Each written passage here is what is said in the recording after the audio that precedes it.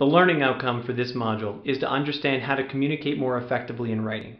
That is through emails, reports, documents, or other written instruments. Let's get started. Right now, we're going to talk about action steps to effectively communicate through writing. Things like emails, reports, letters, or other documents. First, organize your thoughts. Begin your writing by writing down one short sentence stating what it is that you want to communicate. What's your ultimate goal? What do you want your audience to think or do differently? And then keep this sentence in front of you as you write. That'll keep you focused and make sure that you're heading towards that target. Next, organize your writing by creating an outline of your main points. And remember that you should generally limit your message to 3 to 5 key points. Otherwise, you're going to look to, you may confuse your audience, or it may just get muddled. Essentially what you're doing here is you're providing your audience with a roadmap, like to tell them where you're going and what the points you're going to cover along the way. Next, tailor your message. To practice tailoring your message to a particular audience, write the same piece, the same document or information to 3 different audiences as an exercise. Write one to your supervisor, your boss, write one to your grandmother, and write one to a client. Check out what you would alter depending upon the audience.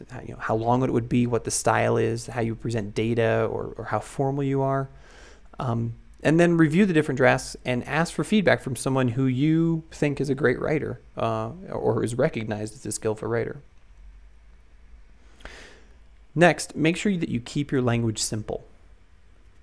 After you've finished writing your document to almost a final draft form, grab a highlighter and go through the document to catch difficult words or jargon or things that you repeat.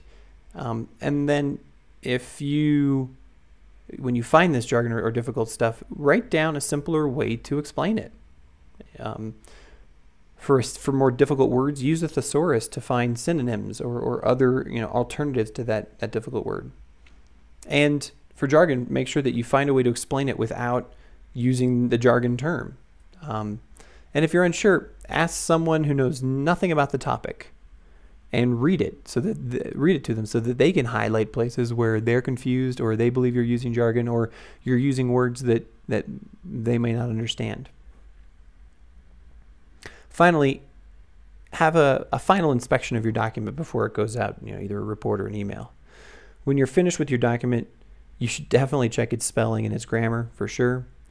And it should read around a 6th or 7th grade level. That may seem a little low, but that's a great level of delivery to make sure that you capture a broad audience while still being able to communicate sophisticated language.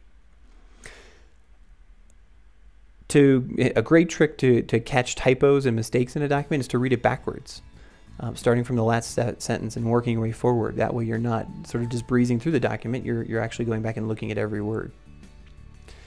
Or you could give the document a conversation test. Read it out loud to yourself or read it out loud to somebody else so that, if something's awkward or a point isn't made correctly or if a word doesn't make sense, it will come out very clearly. And, finally, it might be a good idea to find an editor or send it to someone to proofread. Finally, a great thing to think about when you're about to send an email or push send on a document is that you should never write anything at work that you wouldn't want to see published in a newspaper, including emails. It's very important. In other words, you should realize that your writing is a reflection of you, your team, and your organization. And so make sure that what you're putting out there is something that you would be proud to stand up next to and say, yeah, I wrote that. We hope you found this module on Writing Powerfully useful. Remember, there's a full transcript of this video below, and there are downloadable takeaways that you can use offline. Also, please take a moment to tell us how you're writing more powerfully today, or leave us a comment about how we can make this section better. Thank you.